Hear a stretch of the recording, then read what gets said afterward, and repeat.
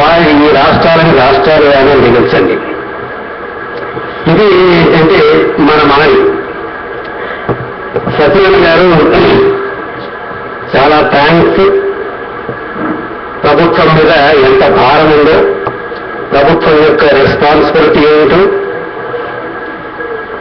విద్యార్థుల వెల్ఫేర్కి సంబంధించి చాలా స్పష్టంగానే చెప్పారు. ఉపకార వేతనాల ప్రస్తావన ఏంటంటే చాలా స్పష్టంగా ఏంటంటే చేశారు. ఇవాళ ఉన్న పిల్లలు ఏంటంటే వాళ్ళ కాంపిటీషన్ ఏంటో మనందరికీ తెలుసు. వాళ్ళ రిక్వైర్మెంట్ అది.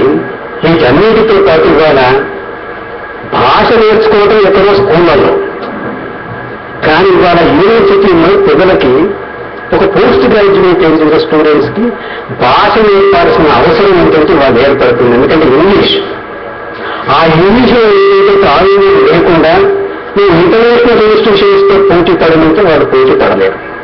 సో దానికి కావలసినటువంటి వాతావరణాన్ని సృష్టించాల్సిన అవసరం ఏంటంటే ఇవాళ అదనంగా ఉంది. సబ్జెక్ట్స్తో పాటు భాష కూడా.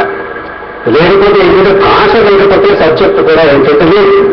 నేను చాలాసార్లు నేను ఒక టీచర్గా విద్యార్థులకు ఏంటంటే తెలుగు మీడియం నుంచి వచ్చారు కదా, ఇంగ్లీష్ మీడియం ఏంటంటే చదవటం కష్టం. తెలుగు మీడియంలోనే ఒక 4-5 పుస్తకాలు సంపాదించి ఇది చదవని నాయన అంటే సార్ ఒక్క పుస్తకం చాలు సార్ అన్న పరిస్థితులు కూడా ఏంటంటే ఉన్నాయి.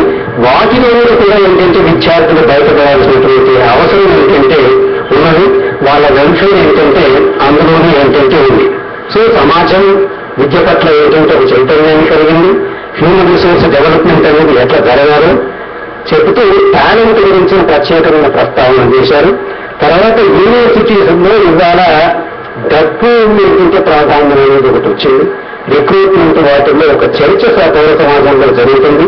దీనికి సంబంధించి రిక్రూట్మెంట్ సంబంధించి తర్వాత ఇన్ఫర్మేషన్ యాక్ట్ కింద ఇన్ఫర్మేషన్ కూడా ఏంటంటే అడుగుతున్నారు. అది ఇన్ఫర్మేషన్ ఇవ్వలేని స్థితిలో ఇవాళ ఏంటంటే కొన్ని యూనివర్సిటీస్ ఉన్నదనేది ఒక వాస్తవం. సో దాని మీద ఎంక్వైరీ చేయమంటున్నారు. ఇట్లాంటి పరిస్థితి ఏంటంటే ఉండకూడదు ఏంటంటే విశ్వవిద్యాలయాలకు సంబంధించి. దీంట్లో నుంచి ఏంటంటే బయటపడాల్సినటువంటి అవసరం ఉంది. అది యూనివర్సిటీస్ పట్ల, యూనివర్సిటీ బాధ్యుల పట్ల గౌరవం లేకుండా ఏంటంటే చేస్తుంది పౌర సమాజంలో.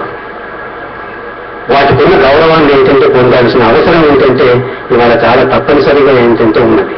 సో అందుకని ఆ వైపు ప్రభుత్వాలు ఏంటంటే ఆలోచించమని చెప్తున్నారు. తర్వాత